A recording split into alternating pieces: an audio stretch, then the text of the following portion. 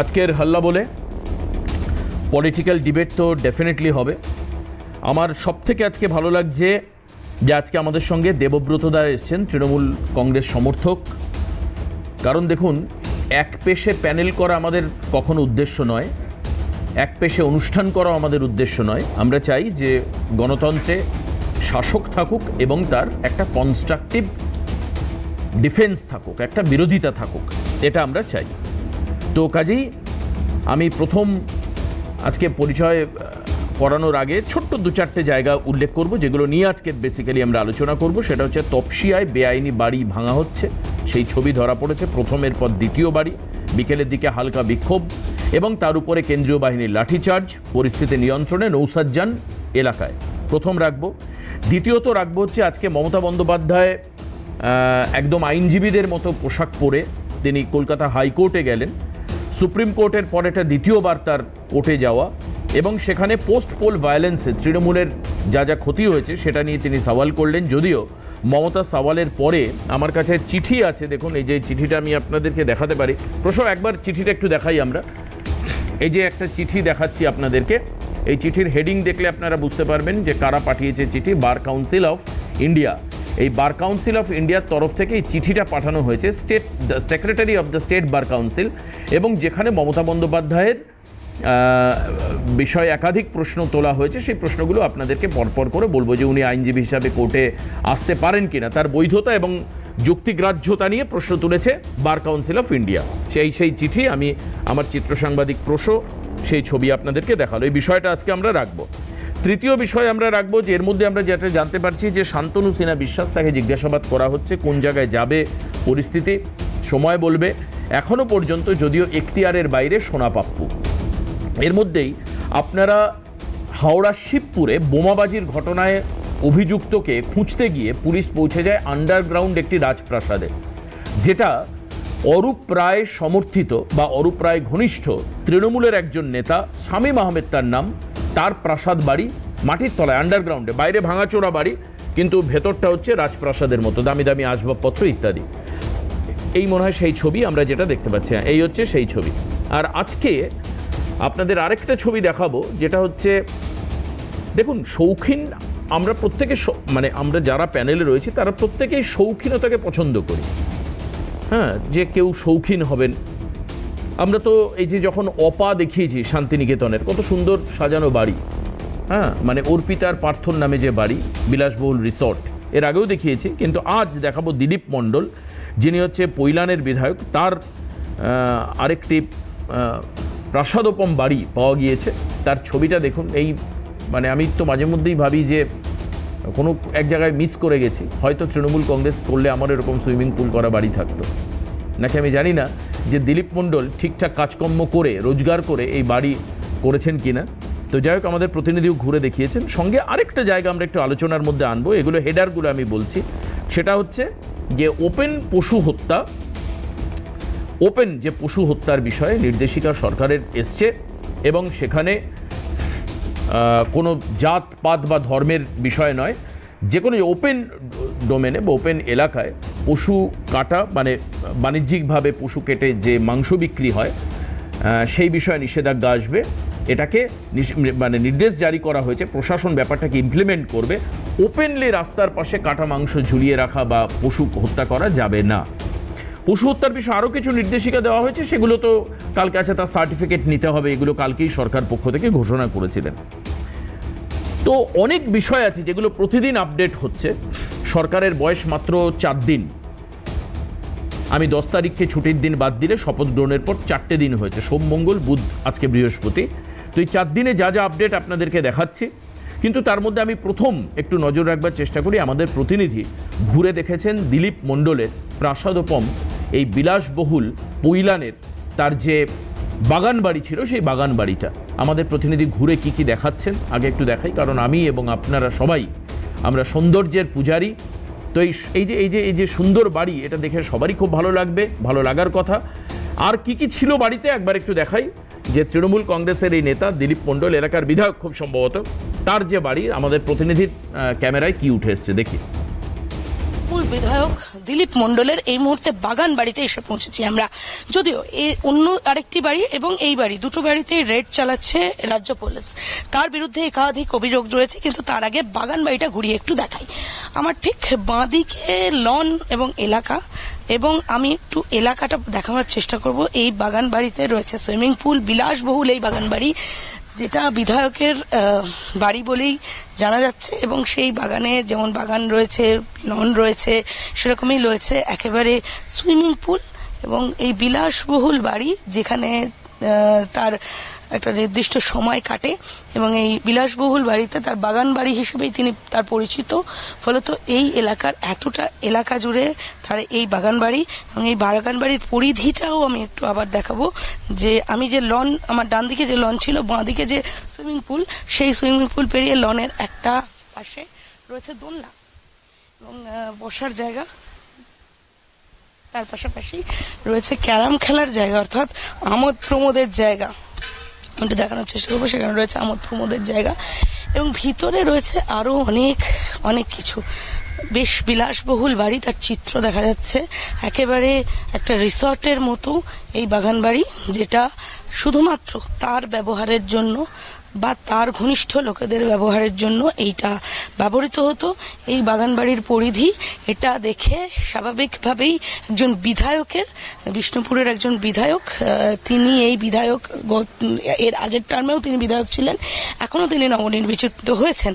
ফলত এই নির্বাচন হয়েছে সবে, কিন্তু তার আগে এই বাগান বাড়ির পরিধি যদি আমি একটু দেখাই, যে এই এতখানি লন, তার পাশে সুইমিং পুল, একেবারে বিলাসবহুল বাড়ি, এবং একটা বাড়ি রয়েছে সেই বাড়ির সংলগ্ন এই এতটা জায়গা, এবং এই বিলাসবহুল বাড়ির পরিচয় পাওয়া যাচ্ছে। ফলত এটাও কোথা থেকে এলো এই আয়, বা এটা এর যে সোর্স অফ ইনকাম থেকে এটা আদৌ এই বাড়িটি যে টাকা খরচা করে করা হয়েছে সেটা আদৌ তার আয়ের সংযত কিনা সেটা খতিয়ে দেখা হচ্ছে। তবে তার আগে এই বাড়িটা আমি আরো একবার বলবো খতিয়ে দেখার জন্য, যে একেবারে লন এবং তার সঙ্গে পুকুর, বিভিন্ন জায়গায় সুইমিং পুল, এবং এমনকি দেখানোর চেষ্টা করব যে নানান রকম গাছ রয়েছে।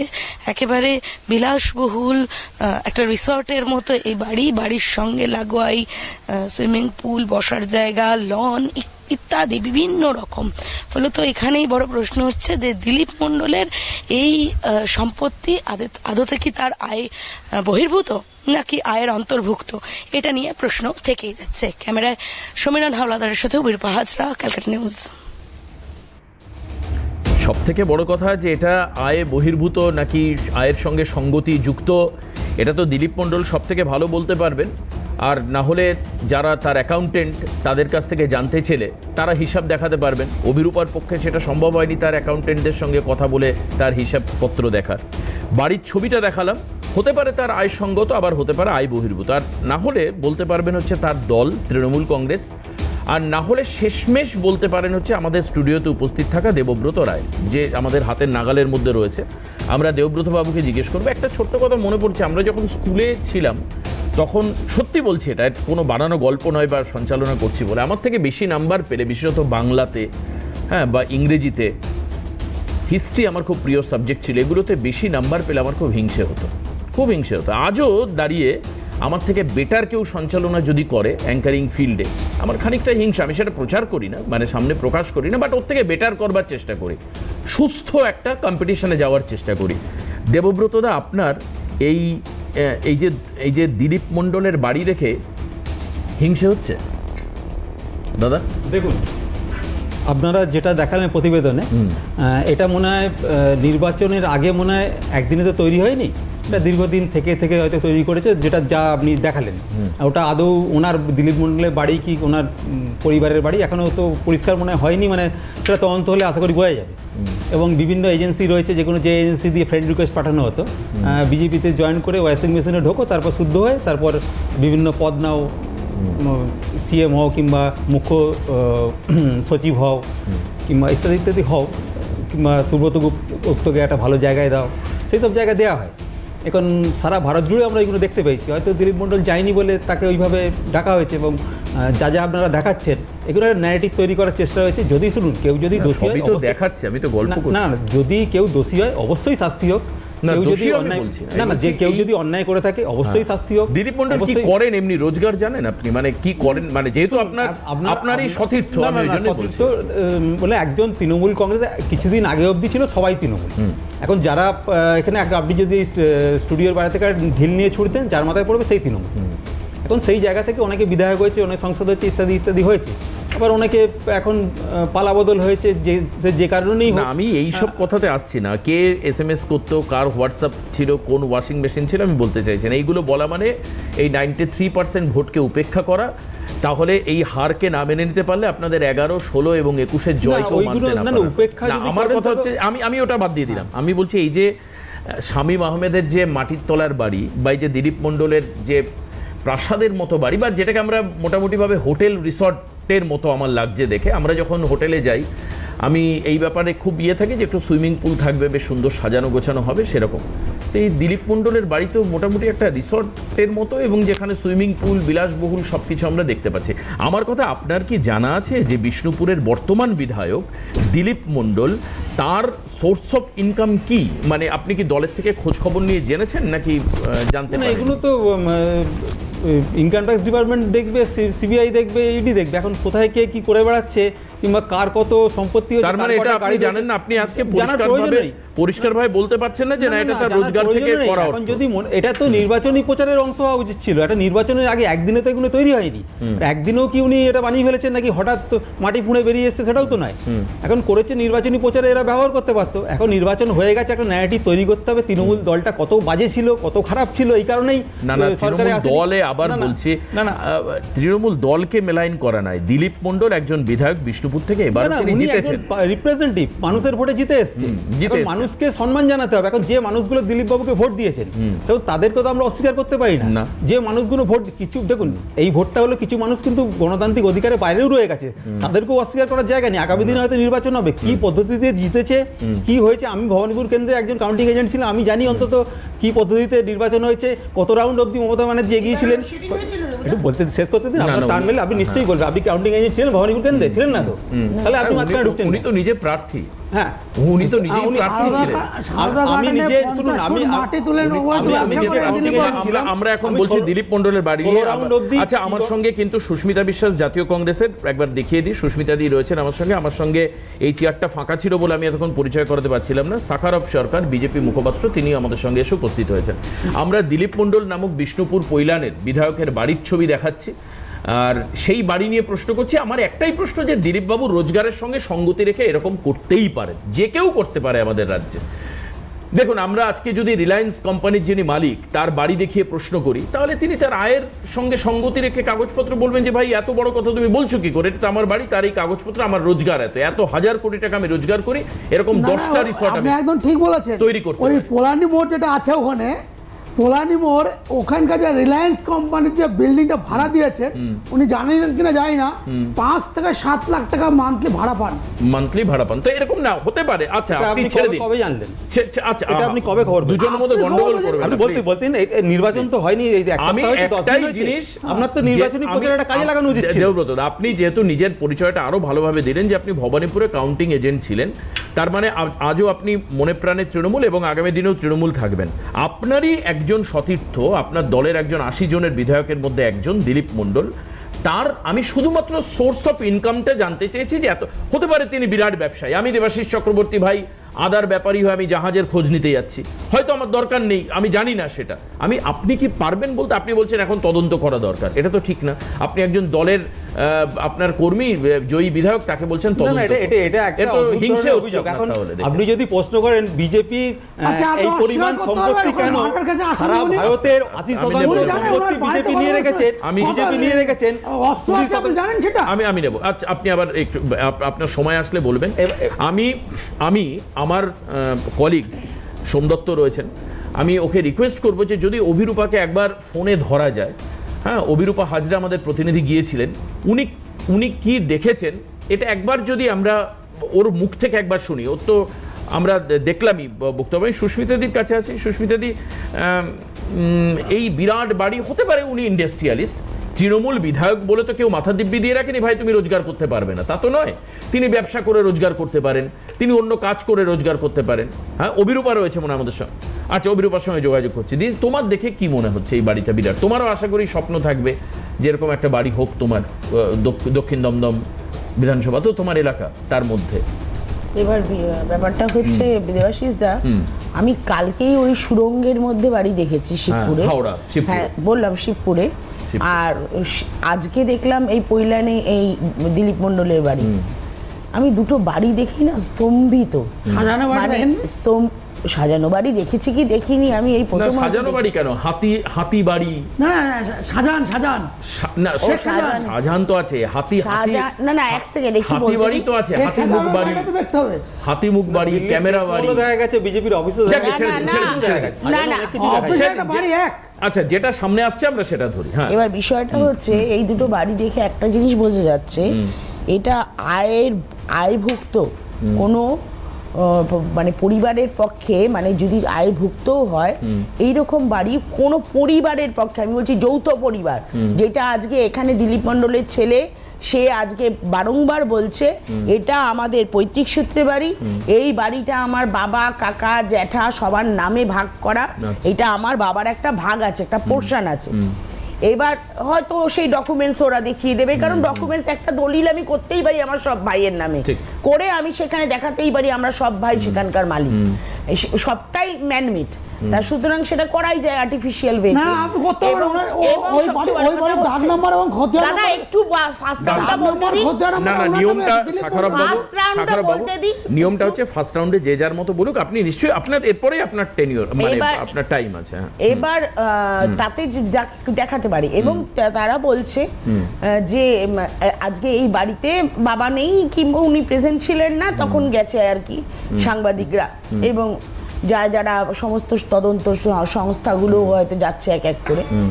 বিষয়টা হচ্ছে দেখুন, এইটা কিন্তু হওয়ার ছিল, কারণ আমরা যখন চিল্লিয়ে চিল্লিয়ে বলেছি, এই প্যানেলে এসেই কতবার চিল্লিয়ে চিল্লিয়ে বলেছি, এবং আপনি সেটাকে কাটার চেষ্টা করেছেন যে বাইনারি হয়ে গেছে, বাইনারি হয়ে গেছে, বাইনারি হয়ে গেছে, ইলেকশনটা টোটালি বাইনারি হয়ে গেছে। তৃণমূলকে হারানোর জন্য লোকে এক ধারসে বিজেপিকে ভোট দিয়েছে, কে প্রার্থী কে কিচ্ছু দেখেনি, শুধু দেখেছে হচ্ছে পদ্মফুল মেরে দিয়েছে। কারণ মানুষের কাছে সাবস্টিটিউট হিসাবে আপনার যেমন দুটো দল মিলে বাইনারি তৈরি করেছে, তেমনি আপনারা সমস্ত media Trinamool versus BJP, BJP versus Trinamool, সেটা আমাদের দোষ, মানে তোমার দলের দোষ নেই। না না না, আমি বলছি যে কথাটা শেষ করতে দিন। এইটা দেখিয়ে আপনারা যে কনসেপ্টটা তৈরি করেছেন, তাই জন্য মানুষ সেটাই বিকল্প ধরে নিয়েছে, এবং সেটাকেই বিকল্প ধরে মানুষ এগিয়ে চলেছে, মানুষ ভোটটাকেও সেখানেই ফেলেছে। 294টা কেন্দ্রের মধ্যে 293টা কেন্দ্রে ভোট হয়েছে। তুমি খারাপভাবে নিও না সুস্মিতা দি, তুমি আমার শ্রদ্ধেয় মানুষ। রাহুল গান্ধী কটা কেন্দ্রে সভা করেছেন তুমি বলতে পারবে? কবার এসছেন পশ্চিমবঙ্গে? একটু লজ্জা লাগা উচিত। পশ্চিমবঙ্গ প্রদেশ কংগ্রেস যেভাবে মানে হার্ড অ্যান্ড সোল চেষ্টা করেছে, তোমরা গায়ের রক্ত মাথার ঘাম ফেলে কাজ করেছো, কেন্দ্রীয় নেতৃত্ব, তোমাদের তো দিল্লিতে কিছু লিডার থাকেন আমি যা জানি, তারা কবার এসছেন পশ্চিমবঙ্গে? কটা কেন্দ্রে মিট করেছেন? কটা কেন্দ্রে তারা প্রচার করেছেন? তোমার জন্য প্রচার করতে এসছেন কে তুমি বলো? তুমি তো প্রার্থী ছিলে, এবার তোমার জন্য কোন সেন্ট্রাল লিডার এসছে তোমার বিধানসভা এলাকায়? ব্যাপারটা হচ্ছে বলো, আগে সেটা বলো। না, ব্যাপারটা আমরা দেখাই না, মিডিয়া খারাপ, আমি তোমার কথা আটকে দিয়েছি। না, এইবার কথাটা হচ্ছে আমি যেই কথাটা ছিলাম আমি সেই কথাটাই চাই। কথাটা হচ্ছে যে দেখুন, সেই জায়গায় দাঁড়িয়ে এই জিনিসগুলো আমাদের এক এক করে বেরোবে, তা আমাদের জানা। তার কারণ আজকে একের পর এক জেলে ঢুকছে। আমরা দেখেছি ইট চুরি, বালি চুরি, পাথর চুরি। মানে তোমার চাকরি মনে হচ্ছে চুরি। এটা অবৈধ রোজগার?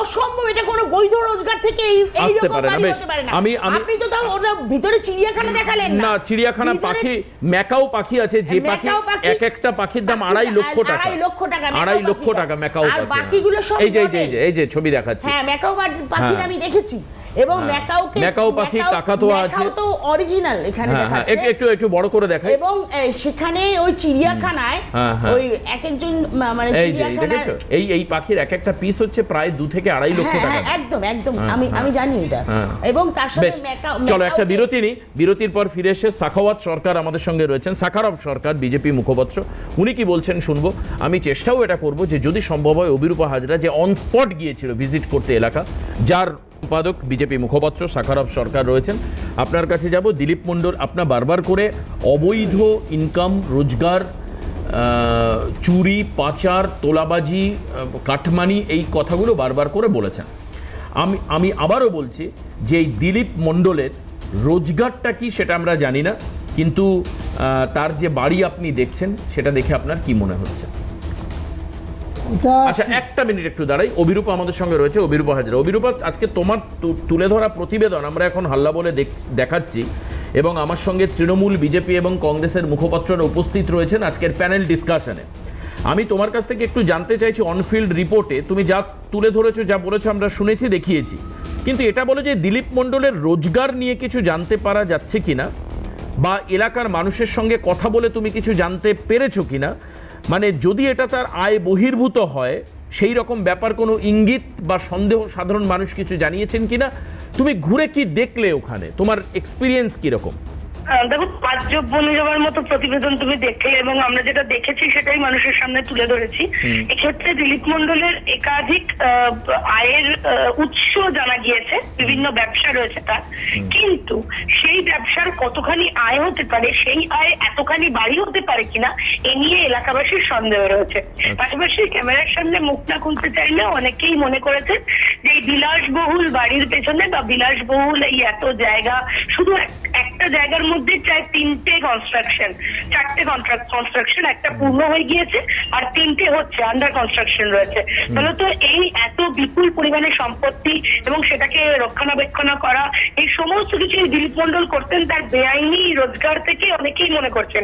কিন্তু ক্যামেরার সামনে মুখ খুলতে না চাইলেও অনেকেই এই প্রশ্ন তুলেছে, আদৌ কি আইনি পথে রোজগার করে একজন বিধায়ক, 4 বছরের বিধায়ক, এই ধরনের বিপুল পরিমাণ সম্পত্তি করতে পারেন? পাশাপাশি গাড়ির সংখ্যা দেখেছি আমরা, 5টা গাড়ি দাঁড় করানো রয়েছে তার, এবং 5টাই বিলাসবহুল গাড়ি। এই 5টা গাড়িরই প্রায় লক্ষাধিক টাকা, প্রায় কোটি টাকা দাম হতে পারে এরকম গাড়িও রয়েছে। ফলত এই বিপুল পরিমাণে সম্পত্তি দিলীপ মণ্ডলের কোথা থেকে এলো, এ নিয়ে প্রশ্ন তো থাকছেই। প্রশ্ন থাকছে তার যে ব্যবসার সামনে দেখানো হয় সেটা কি আদৌ শৈল শিলার উপর মহল কিনা, বা নিচে কোনো ব্যবসা রয়েছে কিনা। কারণ চোরা কুঠুরিতে যেখানে আমি গিয়েছিলাম সেখানে একাধিক জিনিস দেখা গিয়েছে যেটা প্রাপ্ত, অর্থাৎ ফেলে দেওয়া হয়েছে। কিন্তু সেক্ষেত্রে এরকম অনেক কিছুর খোঁজ পাওয়া যাচ্ছে যেখানে তার অনেক কিছু ব্যবসা রয়েছে যেটা তিনি প্রকাশ্যে আনছেন না। ফলত এই কোন ব্যবসা রয়েছে বা কি, আমাকে আরেকটা কথা অভিরূপা বলতে পারবে যে, মানে তুমি শুনেছো কিনা বা গেছিলে যেহেতু স্পটে, এই বাড়িটা তৈরি করার উনি কবে থেকে শুরু করেছিলেন? এই বাড়িটা তৈরি করা শুরু হয়েছিল, যদিও এই জায়গাটি সম্প্রতি তিনি কিনেছেন, বছর 3 হলো তিনি কোভিডের পর থেকে তিনি এই বাড়িটি ধীরে ধীরে শুরু করেন। এবং তারপর মনে করা হচ্ছে যে প্রথমে একটি জলা জমি ছিল, সেটাকে পরবর্তীকালে এই কনস্ট্রাকশনে করা হয়, এবং তারপর সেটা প্রথমে চারিদিকটা ঘিরে ফেলা হয়, তারপরে ধীরে ধীরে ভেতরে এই কনস্ট্রাকশন তৈরি করা হয়। এমনটাই এলাকাবাসী আর যারা মুখ খুলতেছেন তারাই আমাদেরকে জানিয়েছেন। আচ্ছা, বেশ, ঠিক আছে অভিরূপা, অনেক ধন্যবাদ। দেবব্রত, আপনার কিছু বলার আছে এরপরে আর এই বাড়ি নিয়ে বা কিছু? অনেক ব্যবসা ছিল বলছেও, কিন্তু কোনটা বৈধ কোনটা অবৈধ জানা সম্ভব নয়, বেশ কিছু ব্যবসা ছিল। আমি তো আবার বলছি, দেখুন, কে পার্সোনালি কে কি করেছে তার দায়িত্ব তো দলের নয়। এখন পার্সোনালি যা করেছে বিধায়ক দল দায়িত্ব নেবে না, মানে কেউ চুরি করলো দল দায়িত্ব নেবে, এটা হতে পারে কখনো? শুনুন, বিজেপি এমন একটা রাজনৈতিক দল, শান্তিনিকেতন আমি যদি ধরুন এখানে আমার ক্যামেরা পার্সনকে মারামারি করলাম ক্যামেরা পার্সনের সঙ্গে, সেটা তো কোম্পানির গ্রাউন্ডে হচ্ছে, কোম্পানি তো দেখুন এখন অনেককেই তো অনেক কিছু বলা হয়েছে, তারপর তাকে এনে একদম প্রধান পদে বসানো হয়েছে, সেটা আসামেও দেখতে পেয়েছি আমরা, বর্তমান পশ্চিমবঙ্গে সে তো নিশ্চয়ই। তো এখন কে কি করে, না ক্লারিফিকেশন না, এখন আইন তো রয়েছে, ইডি রয়েছে, সিবিআই রয়েছে, বিভিন্ন এজেন্সি রয়েছে যেগুলো ব্যবহার করে ফ্রেন্ড রিকোয়েস্ট পাঠানোর জন্য, তাদেরকে ব্যবহার করা হোক। আগামী দিনে ফ্রেন্ড রিকোয়েস্ট অ্যাকসেপ্ট করে। আপনার কি মনে হচ্ছে? দেখুন, শুধু আজকে আপনারা এটা দেখেছেন তা নয়, তার আগে আপনারা নিশ্চয়ই জানেন শেখ শাহজাহানের বাড়ি, আপনারা নিশ্চয়ই জানেন শিবপুরের শামীম আহমেদের বাড়ি, একদম কয়েকদিন আগে এসছে হাওড়ায়, সুস্মিতা দি বলছিল। হ্যাঁ, আজকে দিলীপ মণ্ডলের বাবু দেখছেন, উনি ওই এলাকায় 2006 সাল থেকে উনি বিধায়ক হয়ে আছেন। স্পিকার তাপস রায়ের বাড়ি কি যা হবে? তাপস রায়ের বাড়ি, দাদা আপনার সময় আমি ধরিয়ে দিলাম, উনি ছিলেন উপপ্রধান। উনি ওই এলাকায় উনি কোথাও ভোট করতে দিতেন না। আচ্ছা, আপনি মনে হয় শাখারব দা আপনি 188 এটা ভুলে গেলেন মনে হয়।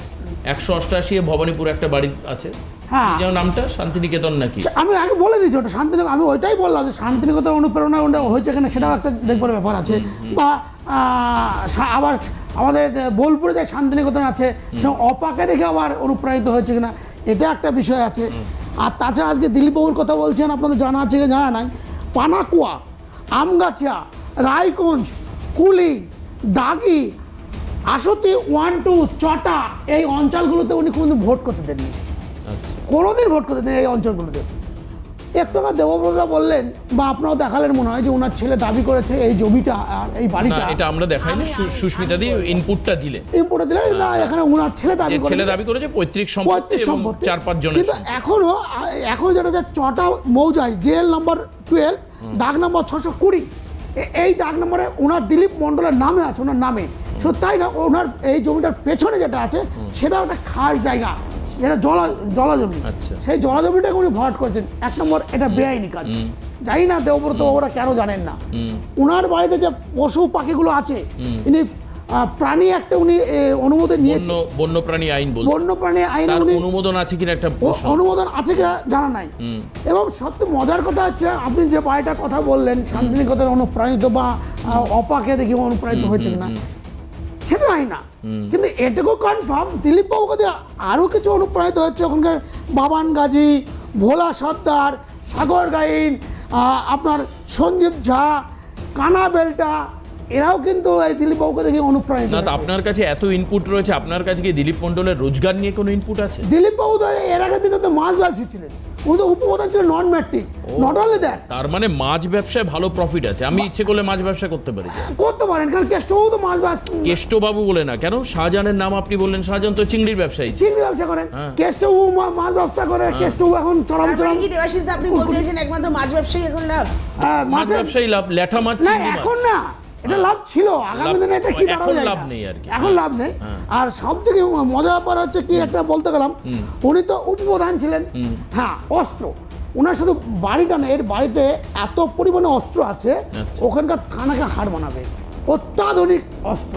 জানি না দেববাবুর কাছে এরকম আছে না, এখন আপনার বলা কিন্তু বলা হবে না এরপরে।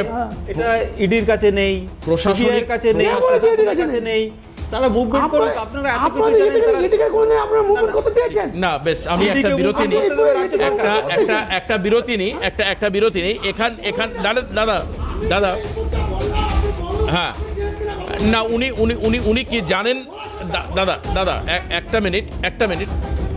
হ্যাঁ, আপনি তো নাম করে, আমার তো খুব ভালো লাগছে আপনি ইনপুট দিলেন, পুরো নাম করে বললেন। প্রথম থেকেই দেবব্রত বাবু বলছেন হয় ইডি হোক, নয় তদন্ত হোক, নয় সিবিআই হোক। আমার মনে হয় দেবব্রত বাবুর একটু হিংসে হচ্ছে, ওনার সতীর্থের বাড়ি, এত বড় বাড়ি দেখে প্রথম থেকেই উনি বলছেন তদন্ত। যা হোক, একটা বিরতি নিই, বিরতির পরে এই যে প্রশাসন স্টেপ নেবে কিনা তার ছবি দেখা যাচ্ছে কিন্তু তপসিয়া তিলজলায়। আমরা ফিরে আসলাম আলোচনায়। আপনাদেরকে এই যে দেবব্রতদা বারবার বলছেন পুলিশ পাঠাক, এই হোক সেই হোক, তপসিয়াতে আগুন লাগলো, 2 জনের মৃত্যু হলো, 2 জন গ্রেপ্তার হলেন। এবং তারপর শুভেন্দু অধিকারী, রাজ্যের বর্তমান নবনিযুক্ত মুখ্যমন্ত্রী, তিনি বললেন যে কোনো বেআইনি কনস্ট্রাকশন হলে তার 2টো জিনিস করতে হবে, এক হচ্ছে জল, এক হচ্ছে ইলেকট্রিসিটি কেটে দিতে হবে। আর যদি তদন্তে প্রমাণিত হয় যে এটা ইল্লিগাল কনস্ট্রাকশন, সেটা ভাঙতে হবে। গতকাল এবং আজ যা ছবি ধরা পড়েছে, আসুন আপনাদের সামনে এটা রাখি। এটা তপসিয়া তিলজলার ছবি, জেসিবি ঢুকিয়ে যেভাবে অবৈধ নির্মাণ ভাঙা হচ্ছে, এটাতে সরকারের ইতিবাচক মানসিকতা পরিষ্কার আসছে। আমাদের সকালবেলা থেকে আমাদের প্রতিনিধি মফিজুল ইসলাম ঘটনাস্থলে ছিলেন। যা ছবি উঠে এসছে আমাদের ক্যামেরায়, ছোট টুকরো কিছু ছবি, একসঙ্গে তো একটা প্রোগ্রামে সারাদিনের ছবি দেখানো সম্ভব নয়, যতটা সম্ভব হচ্ছে আমরা আপনাদেরকে দেখাচ্ছি। দেখুন কি উঠে এসছে প্রতিবেদন। শুভেন্দু অধিকারী গতকালকে যে নির্দেশ দিয়েছিলেন যে অগ্নিকাণ্ডের জেরে যে 2 জনের মৃত্যু হয়েছে, সেই কারখানার ভেঙে ফেলা বা সেই কারখানার যে বাড়ি বা বিল্ডিং, সেটা সম্পূর্ণরূপে অবৈধভাবে নির্মাণ করা হয়েছে। প্রাথমিক তদন্ত রিপোর্টে সেটাই সামনে আসে। তারপরেই সেই বিল্ডিংকে ভেঙে ফেলার নির্দেশ দেন। গতকাল থেকে সেই ভেঙে ফেলার কাজ শুরু হয়েছে। এই কারখানার 2টো বিল্ডিং জুড়ে কিন্তু রয়েছে। এই মুহূর্তে যে বিল্ডিংটা দেখতে পাচ্ছ ভাঙার কাজ চলছে, এটা হচ্ছে দ্বিতীয় বিল্ডিং, যেটা কিন্তু রেসিডেন্ট বিল্ডিং। এই রেসিডেন্ট বিল্ডিংয়ের মধ্যেও কিন্তু ওই কারখানা ছিল, একটি ফ্লোর।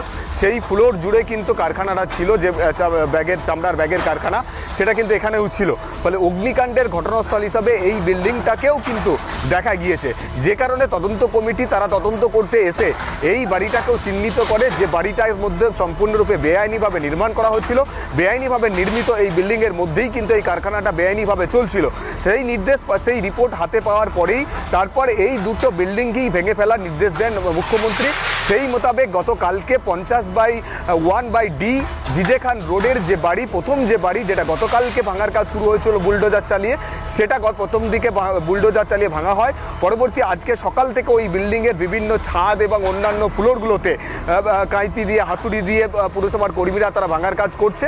তার পাশাপাশি পাশের যে বাড়িটা এই মুহূর্তে তুমি দেখতে পাচ্ছ যেখানে বুলডোজার চলছে, সেই বাড়িটিও কিন্তু ভাঙার কাজ শুরু হয়েছে। এই বিল্ডিংয়ে 5টা পরিবার তারা কিন্তু বসবাস করতেন। আজকে সকালবেলায় আমরা যখন ঘটনাস্থলে আসি তখন দেখি এই বিল্ডিংয়ে বসবাসকারী 5টা পরিবার তারা তাদের সমস্ত আসবাবপত্র জিনিসপত্র সামান নিয়ে তারা কিন্তু এখান থেকে বেরিয়ে যান। তাদেরকে গতকালকেই মৌখিকভাবে নির্দেশ দেওয়া হয়েছিল তারা যাতে বাড়ি খালি করে দেয়, কারণ এই বাড়ি আজকে ভাঙা হবে। এটা কিন্তু ওই সমস্ত বাড়ির বাসিন্দাদের কাছে গতকালকে নির্দেশ পৌঁছে গিয়েছিল। সেই নির্দেশ মোতাবেক বাড়ির যারা বাসিন্দা রয়েছেন তারা কিন্তু সকালবেলায় তাদের যা সামানপত্র ছিল, আসবাবপত্র থেকে বাসনপত্র সমস্ত কিছু যে আচ্ছা, পুরো অংশটা দেখানো তো এখন সময়ের ব্যাপার, আলোচনা আমরা যাব। আমি আবারও দেবব্রতদাকে দিয়ে শুরু করি। দেবব্রতদা, আপনি এই ধরনের পদক্ষেপের কতটা প্রশংসা করছেন? আচ্ছা, আপনার কাছে কি ইনপুট আছে যে তপসিয়া তিলজলা এলাকায় কতটা লিগাল আর কতটা ইললিগাল? মানে আমি আমার এক কলিগের থেকে শুনছিলাম যে এখানে নাকি 80%-এর উপর ইললিগাল কনস্ট্রাকশন রয়েছে, এবং এলাকার মানুষও বলছেন যে এইভাবে যদি ভাঙা শুরু হয় তাহলে তপসিয়া এলাকা খালি হয়ে যাবে। আমাদের প্রতিনিধির বক্তব্যও আছে, আমি পুরোটা শোনাতে পারলাম না আপনাকে। কার অনুমতিতে হলো দাদা এটা? দেখুন, ভারতীয় আর্থ সামাজিক অবস্থা যদি আপনি দেখেন, সারা ভারতে এরকম লিগাল ইলিগাল অনেক বসতি রয়েছে। এখন সেখানে যদি দেখতে যান ঠকবাসে গাঁউজাড় হয়ে যাবে। বাহ, এখানে দেখা গেছে কি সুন্দর। একটু শেষ করতে দিন। আমি অবাক হয়ে যাই আপনাদের এবার যুক্তি। দেখতে দিন। এখন মানে আপনি অবৈধ কাজ করছেন, সেটাকে বৈধ বলে চালানোর শুনুন, চেষ্টা এটা বলতে দিন, করছেন। বলতে দিন। আজকে মানুষের এটা- ম্যান্ডেটের পরেও শুনুন, আপনি শুনুন। বলছেন যে যেটা হয়েছে এটা করতে গেলে শুনুন। ঠকবাসতে গাউজার হয়ে যাবে। হয়ে যাবে। আপনার বাড়ি কি এবার- অবৈধ? এবার সেটা তো আজকে পাশে বসে থাকা শুনুন, শুনুন। সুস্মিতা বিশ্বাস যে বাড়িটা করেছে আমি সেটা অবৈধ? একবারও বলি বৈধ এবং অবৈধ রয়েছে। তা- যেটা যেরকম পশ্চিমবঙ্গেও রয়েছে, সারা ভারতে এরকম অনেক খুঁজলে পাওয়া যাবে।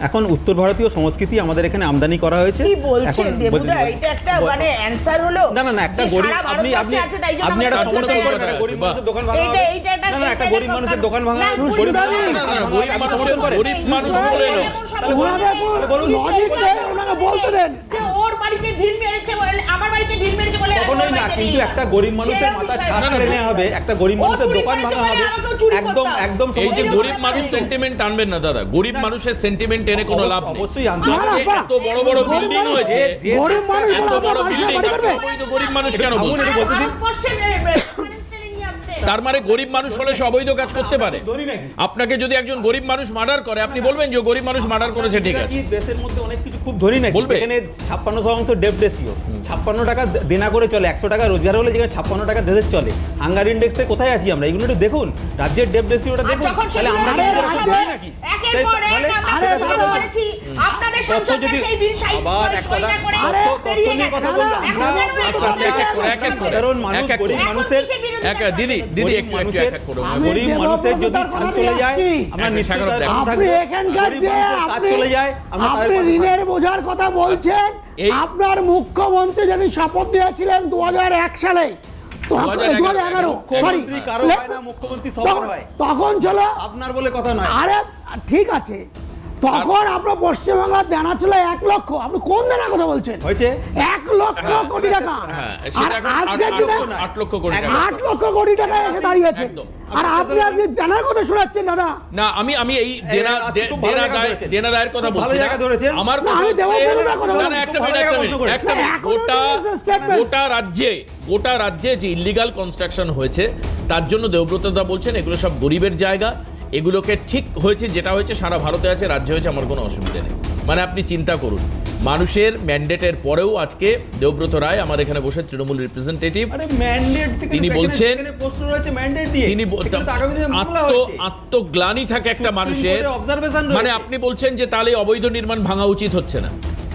শুনুন, একটা অবৈধ নির্মাণ হয়েছে, অবশ্যই যদি যে কোনো নির্মাণ না, কেন, না, যে উনি কোনো অবৈধ ঠিকই কাজ, বলছেন। যে কোনো একটা অবৈধ আপনারা কাজ জয়ন্ত হোক, সিং এর বাড়ি কিন্তু ভাঙতে পেরেছিলেন? না। আপনারা জয়ন্ত সিং এর বাড়ি ভাঙতে পেরেছিলেন? যে কোনো অবৈধ কাজ কখনোই ভারতীয় ন্যায় সংহিতা আপনারা তো সমর্থন করে পারেননি না। ভাঙতে। করে না। জয়ন্ত কিন্তু- সিং এর বাড়ি কামারহাটি এলাকায়, সুস্মিতাদির তখন ওই প্যানেলে থাকতেন, আমরা মাথায় আছে।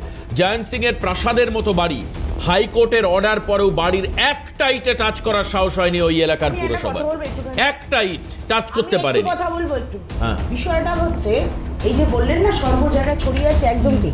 প্রত্যেকটা মিউনিসিপ্যালিটি, প্রত্যেকটা কর্পোরেশন আপনি যদি যান, হ্যাঁ। এরকম আপনি প্রচুর পাবেন। এক তো ফার্স্ট ক্রাইটেরিয়ার মধ্যে পড়ে জলা জমিকে শালি জমিতে পরিণত করে না, উইদাউট কনভার্সনে, উইদাউট টাকা যাতে না বেশি খরচা হয়, উইদাউট কনভার্সনে জাস্ট একটা পর্চার জায়গা থেকে একটা ট্রান্সফার করিয়ে তার একটা নথি নিয়ে রেখে দেয়। এবং পরবর্তী ক্ষেত্রে দেখা যায় যে পরিমাণ টাকা পৌরসভা কিংবা পঞ্চায়েতকে দিতে হবে তার ফিস বাবদ, তার যে মানে এটা যে যে কনভার্ট করছে, এটা যে ল্যান্ড কনভার্সন হচ্ছে, সেই ল্যান্ড কনভার্সনের জন্য যে টাকাটা দিতে হবে সেই টাকাটা পর্যন্ত দেয় না। এবং সবচেয়ে বড় কথা হচ্ছে তার মুনাফাগুলো নিয়ে যায় এই কাউন্সিলররা এবং পঞ্চায়েতের মেম্বাররা। তারা কি বলে, আমাকে এত দাও, ঠিক আছে আমি করিয়ে তাহলে দিচ্ছি। তো- এইবার কি- বিষয় কি- এবার বিষয়টা এইটা আজকে থেকে মেল প্র্যাকটিস চলছে না, এই মেল প্র্যাকটিস বহু বছর ধরে, বহু বছর ধরে, বহু বছর ধরে, বহু বছর ধরে এই মেল প্র্যাকটিস চলছে। বারবার দেবুদা, আমি যখন নিজে কাউন্সিলর ছিলাম, যতগুলো ভাঙার অর্ডার হয়েছে আমরা গেছি, আপনাদের লোকেরা তাদের সেই লোকগুলোর হয়ে দাঁড়িয়ে গেছে, আপনারা তাদের হয়ে দাঁড়িয়ে গেছে। আপনি কটা অভিযোগ করেছিলেন? চলে এসেছে পৌরসভার কর্মীরা, মার্কে ফেরত চলে এসেছে। একদম। মুখ খোলাবেন না, আচ্ছা। মুখ আর খোলাবেন দেবাবু না, দাদা, মুখ খুলে বলে আপনার বাড়ির পাশে, শাখারও। আপনি বলুন তো আপনার বাড়ির পাশের জলা জায়গাটা ভর্তি করেছে না করেনি? মাটি অবৈধ পুকুর ভরাট করেছে করেনি? আপনি বলুন আপনার এলাকাটা বলুন। আরে আমার এলাকায় জলা জমি নেই, ওসব বলে লাভ নেই। আরে ভবানীপুরে- আরে দাদা, আপনার বাড়ির পেছনেই আছে, আপনি বলুন আগে। না, ওসব অভিযোগ করে লাভ আরে নেই। আপনি বলুন না করছি না। এটা বলছি উনি তো। বলতে- উনি পোলিং এজেন্ট কি করে বলবে? না, আমি উনি উনার পক্ষে সম্ভব শোনো, নয়। আমার বাড়ির পাশে কোনো জলা জমি নেই। সব তথ্য থাকে। সবচেয়ে মজার ব্যাপার হলো সুস্মিতাদি বললেন ওই সোর্স অফ ইনকাম আপনার এই পৌরসভা, হ্যাঁ, সেই জন্য আমি বলছি হ্যাঁ। এদের শুধু জলা জমিকে ভরাট করে শুধু ওদের চেলা চামনটাকে হাতে রাখার পকেট ভর্তি করার কাজ ছিল না। এই তপসিয়ার কেসটা কি হয়েছে? টপ শেয়ার কেসটাও একই কেস হয়েছে। 80% নাকি জাভেদ খানের নির্দেশে, ওখানে আমি নাম বলে বলছি। 80% জাভেদ খানের শুধু নয়, ওখানে টপ শেয়ার গাড়ি ছাড়াও ঘোড়া আপনি চলে, বন্দর গাড়ি এলাকায় ঘোড়া যান, চলে ওই এলাকায়। আমি বলছি বন্দর এলাকায় যান, চিতলায় যান, আপনি দেখতে পান ওই এলাকার কিভাবে খাস জমিগুলোকে কিভাবে ওরা দখল করেছে। আর গরিব বলছে আবার সে আবার বিতর্ক বলবেন রোহিঙ্গা নিয়ে এসে ওখানে বসিয়েছে। আর ভাবলো অবাক লাগবে। 2 কোটি রোহিঙ্গা পাওয়া গেছে কি? আরে না 2 কোটি না, বছর পাওয়া গেছে। না, পাওয়া গেছে কি? আরে না, আমি পাওয়া গেছে। না, 2 কোটি রোহিঙ্গা। বলি আপনারা এই রোহিঙ্গাটা একটু বন্ধ আসুন করুন। একটা বিরতি নিই। আপনারা কোনো SIR এ কোনো রোহিঙ্গা দেখাতে পারেন না। একদম রোহিঙ্গা করবেন না। আপনারা গায়ে বাঁধবে, আপনারা নিজেরাই তো রোহিঙ্গা।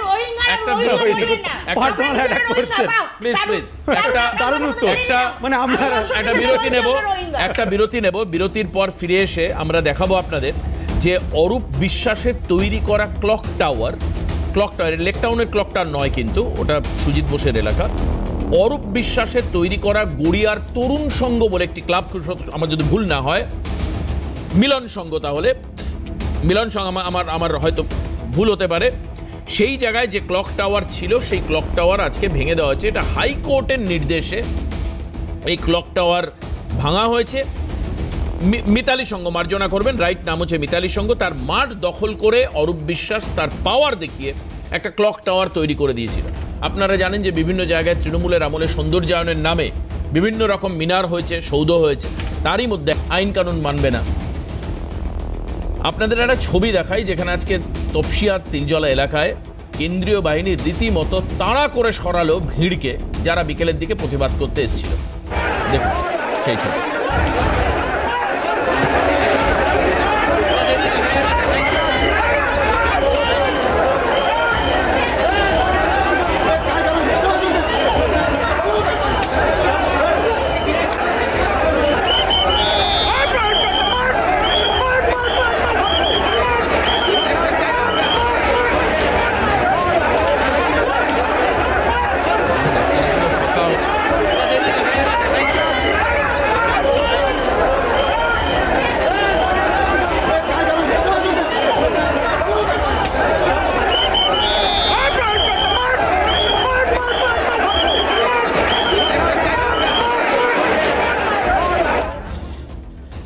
আইনের শাসন প্রতিষ্ঠা করব যদি মন থাকে, মানসিকতা যদি থাকে, আর যদি তোষামোদের রাজনীতি, অ্যাপিসমেন্ট পলিটিক্স না থাকে, তাহলে অনেক কিছু করা যায়। দেখলেন নাটির সামনে এলাকা ফাঁকা হয়, চটি ফটি খুলে সব দৌড়াচ্ছে। হ্যাঁ, বাড়ি অবৈধ নির্মাণ দিনের পর দিন, তার এই ছবিটা হচ্ছে তার প্রমাণ। এবং সেখানে আজকে যখন বিকেলবেলায় নওশাদ সিদ্দিকী যান, আমার মনে হয় না যে নওশাদ সিদ্দিকীর মতো মানুষ, আমি ব্যক্তিগতভাবে বিধায়ককে খুব রেসপেক্ট করি, উনি কোনো ইল্লিগাল কথা বলবেন, তবে উনি এলাকায় গিয়েছিলেন, যেহেতু ওনার এলাকার মধ্যেই পড়ছে এটা, তো তাই তিনি গেছিলেন। এবং কি বলেছেন তিনি একবার আমরা শোনাই আপনাদেরকে, শুনুন।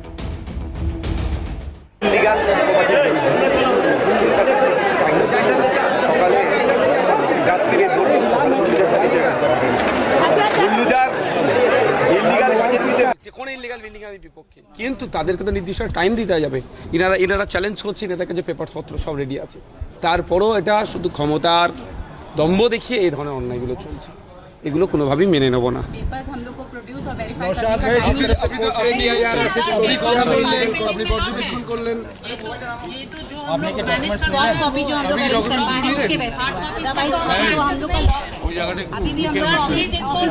আমার পেনটা স্যারের পেন,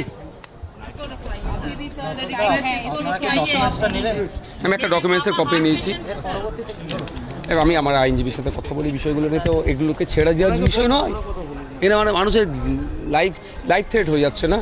50টা পরিবার এখানে আছে, শুনলাম আমি অ্যাডভোকেটের সাথে কথা বলছি। যে কোনো ইলিগাল এরকম এর আগেও বহুবার নওশাদ সিদ্দিকী বলেছেন যে কোনো ইল্লিগাল কাজের সঙ্গে অন্ততপক্ষে আইএসএফের এই বিধায়ক নেই। এখন উনি যেটা বলছেন যে টাইম দিতে পারতো, কিন্তু যে দুটো বাড়ি ভাঙা হচ্ছে, এটা এরকম নয় যে আপনারা তো তাহলে ক্ষমতার দম্ভে ইল্লিগাল কনস্ট্রাকশন তৈরি করে 80% এখন ওই তো কাগজপত্র, উনি তো এটাও তো বললেন কাগজপত্র দেখানোর সুযোগটা দেওয়া হোক, এটা লিগাল কি ইলিগাল সেটাও তো বলেছেন, সেটা কাগজপত্র দেখানোর জন্য যে সময় দেওয়া হয়েছিল তার মধ্যে কেউ দেখাতে পারেনি। প্রাথমিক তদন্তে ইল্লিগাল বিবেচিত, এবং ওই দুটো বাড়ি ভাঙা হচ্ছে নির্দিষ্ট করে, তফসিয়া ফাঁকা করা হচ্ছে না, ওই দুটো বাড়ি ভাঙা হচ্ছে যার সঙ্গে অগ্নিকাণ্ড এবং দুজনের মৃত্যুর দাদা যোগ আছে। সেটা আপনি দেখুন, অবশ্যই হবে বলছি, মানে অবশ্যই আমি দায়িত্ব নিয়ে বলছি। ক্ষমতার দম্ভ, আরে ক্ষমতা কোনো দম্ভ নেই দাদা, অবশ্যই কোনো ক্ষমতার দম্ভ নেই। ক্ষমতার দম্ভ বেশি থাকে না। যতগুলো আপনার অবৈধ নির্মাণ আছে, সে কালীঘাটের ওই যেখান থেকে পুলিশ তোলা হয়েছে, সে বাড়িও যদি অবৈধ হয়, সে বাড়ি ভাঙা পড়বে। ওই যুবরাজ বলে কোনো মাপ হবে না। সবে তো উনি কালো কোট পরে কোর্টে প্রবেশ করা শিখেছে। আগামী দিনে দেখবেন পড়ুন না, এত হিংসা কেন? হিংসা না, কবিতা লিখবে, ওই যে আপনি পড়ুন না।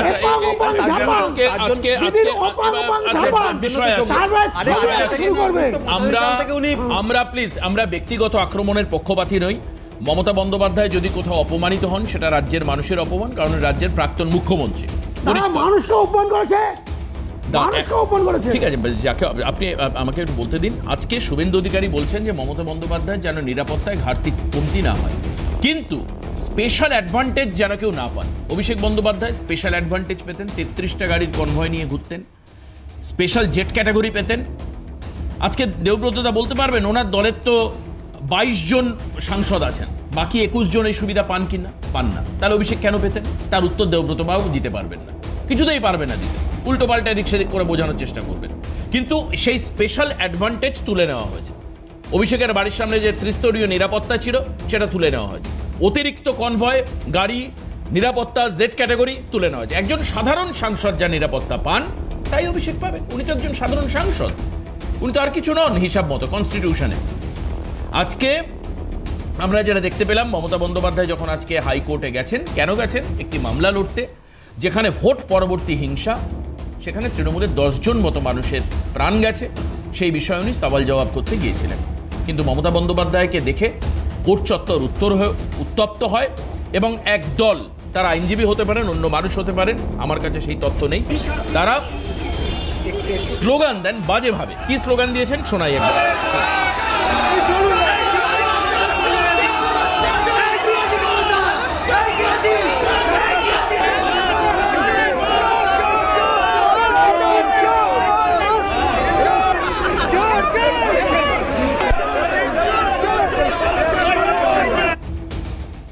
দেখুন, মূলত তদন্ত না করে আমরা তো কাউকে চোর বা এই জাতীয় কথা বলাটা উচিত নয় আমার যা মনে হয়, কিন্তু সম্মিলিত জনরোষে এখন যেখানেই তৃণমূলের লোক দেখছেন তাদেরকে মানুষ চোর চোর বলে স্লোগান দিচ্ছেন। নিশ্চিতভাবে তাদের একটা অংশ তৃণমূল বিরোধী বড়, সাধারণ মানুষ কম, বরঞ্চ তারা পলিটিক্যালি মোটিভেটেড। আমি সুস্মিতাদির কাছে আসি। আজকে যে ছবি ধরা পড়লো, আরও আরেকবার যদি আপনারা অডিও শুনতে চান আমি পরে শুনিয়ে দেবো। সুস্মিতাদি, তুমি বুঝতে পেরেছো নিশ্চয়ই কি বলে স্লোগান দিচ্ছে? প্রথমত দেবাশিস দা, আমি যে হাতটা প্রথমেই তুললাম তার কারণ এই ছবিটা দুপুরবেলা আমাকে খুব বিচলিত করেছে। আমি যখন দেখেছি ছবিটা, তার কারণ হচ্ছে আজকে মুখ্যমন্ত্রী বিদায় নিচ্ছেন তার 15 বছর মানে তার এই জমানায় তার কর্মজীবন থেকে তাকে বিরতি নিতে হচ্ছে। এবং আমাদের রাজ্যে যে মুখ্যমন্ত্রী যারা ছিলেন, বিধানচন্দ্র রায় থেকে শুরু করে আপ টু বুদ্ধদেব বাবু, প্রফুল্ল সেন, আমি প্রফুল্ল সেন, হ্যাঁ, বুদ্ধদেব, অজয় মুখোপাধ্যায়, জ্যোতি বসু, আমি এই প্রত্যেকের নাম করে বলছি। এবং মানে আমি বললাম না শুরুটা বিধানচন্দ্র রায়, শেষটা হচ্ছে বুদ্ধদেব বাবুকে দিয়ে করলাম। করে আজকে যারা যারা এরা হঠাৎ করে চলে গেছেন, সরকার ভেঙে গেছে, পড়ে গেছে, সরকার থেকে তারা সরে গেছেন, কিন্তু তাদের কিন্তু কোনো জায়গায় তাদেরকে এইভাবে এই ধরনের আচরণের সম্মুখীনও হতে হয়নি, এইভাবে হেনস্থাও হতে হয়নি। আজকে যেটা মুখ্যমন্ত্রীকে করলো, এবং এইটা আমি মানে তীব্র ধিক্কার জানাচ্ছি এই কারণে যে মুখ্যমন্ত্রী আমাদের সবার মুখ্যমন্ত্রী ছিলেন।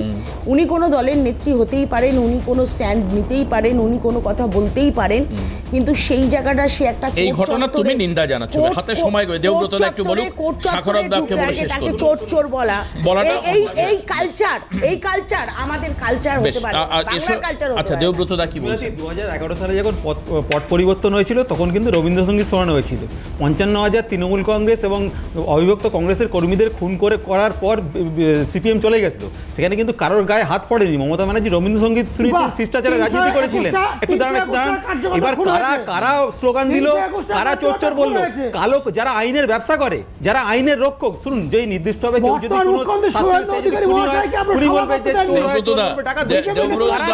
সাধারণ মানুষ নয়, একজন হাইকোর্টের মতো জায়গা, একটা সম্মানীয় জায়গা। আজকে সত্যি তাই দেবব্রত দা এত সুন্দর বলছেন, আমার না মনটা বুক চওড়া হয়ে যাচ্ছে। কিন্তু যেদিন আপনার মান্থার কোর্ট এজলাসের সামনে ইট পাটকেল ছোড়া হয়েছিল, আপনি তো সেদিন প্রতিবাদ করেননি। তার বাড়ির বাইরে পোস্টার ফেলা হয়েছিল, আপনি তো বলেননি সে কথা। দিনের পর দিন বিচার ব্যবস্থাকে স্তব্ধ করে দেওয়া হয়েছিল। আমি মমতা বন্দ্যোপাধ্যায়ের অপমান,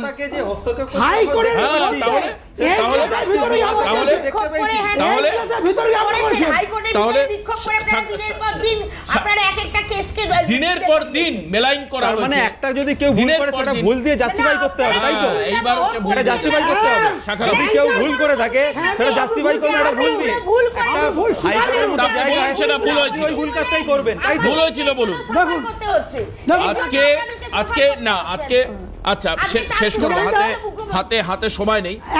আমার ব্যাপার হচ্ছে ভুল করে যদি কেউ ক্ষমা না চান, আমাকে একটা চান্স দেন। ওকে চলুন, হ্যাঁ বলুন, ছোট্ট করে বলুন। আজকে মমতা ব্যানার্জি যে হাইকোর্টে গেছেন ভালো কোর্ট পড়ে, আপনারা নিশ্চয়ই জানেন এই চিঠি পাঠানো হয়েছে, আমি দেখালাম bar council of India, BCI, হ্যাঁ, বার কাউন্সিল অফ ইন্ডিয়া চিঠি করেছেন, পশ্চিমবঙ্গ বার কাউন্সিলরকে, কাউন্সিলকে চিঠি করে দিয়েছেন, স্টেট বার কাউন্সিল, হ্যাঁ একদম state bar council, within 2 days, দুদিনের মধ্যে রিপোর্ট তথ্য দিতে, হ্যাঁ 16 তারিখের মধ্যে সমস্ত তথ্য দিতে হবে যে উনি বার কাউন্সিলের মেম্বার আছেন, অ্যাফিলিয়েটেড কিনা, সার্টিফিকেট আছে কিনা, এনরোলমেন্টে উনি আছেন কিনা, একদম এনরোলমেন্ট আছে কিনা। প্রথম কি অ্যাপিয়ার হলেন নাকি? পুলিশ পয়েন্ট চলুন, আজকে এখানে শেষ করব। আজকে এখানে শেষ করব। এই চিঠির এক মিনিট এই চিঠিতে, আচ্ছা, মমতা বন্দ্যোপাধ্যায় তিনি বারবার নিজেকে এলএলবি পাস দাবি করেছেন।